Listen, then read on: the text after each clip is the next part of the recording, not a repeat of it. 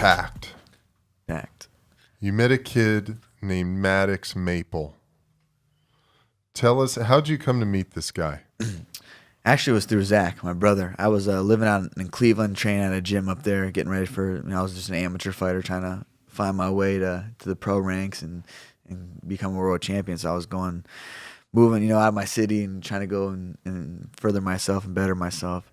So I kind of stayed out of the small town talk, but obviously staying with Zach. Zach was working in a coal mine in the area, so he was still around the small town talk. Knew everything that was going on, would keep me informed. Like, oh man, Johnny, dude, he's back in jail, or whatever. Yeah, so he called me up, we talking, and he said, hey man, you should hear about the Maddox family, the Maple family. And I was like, no, I didn't. And he explained it to me. It was the family, this 5-year-old was diagnosed with leukemia.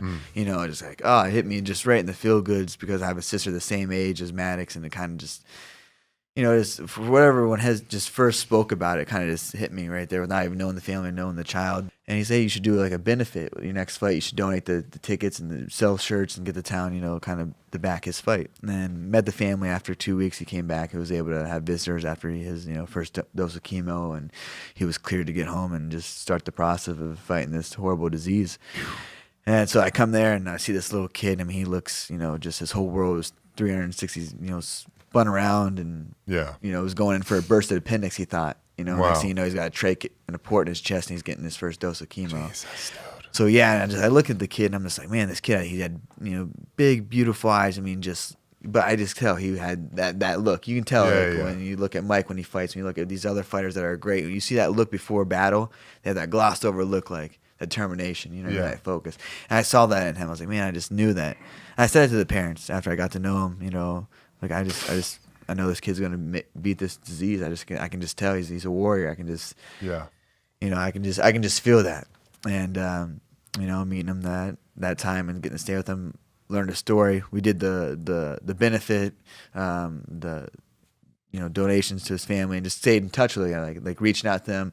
He would come to all my fights. His goal was to walk me out to one of my fights. That's what he wanted to do, but he was never healthy enough. The chemo kept hurting his legs. He was in a wheelchair. Meeting him, and it was a 5-year battle, 5.5 years.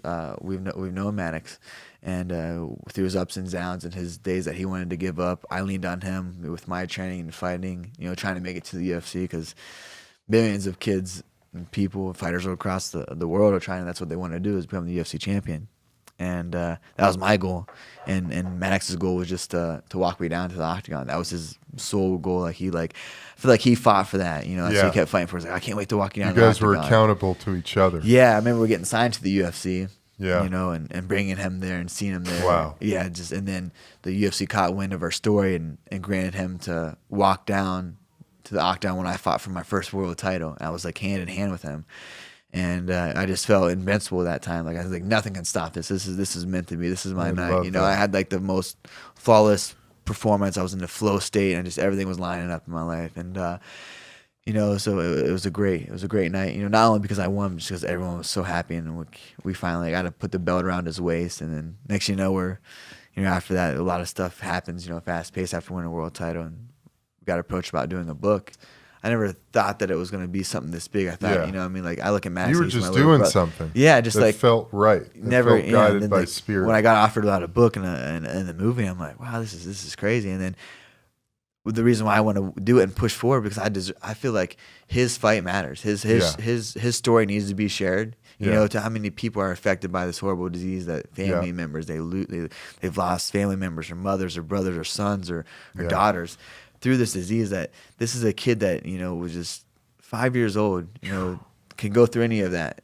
Yeah, with the power of believing in himself and having a purpose.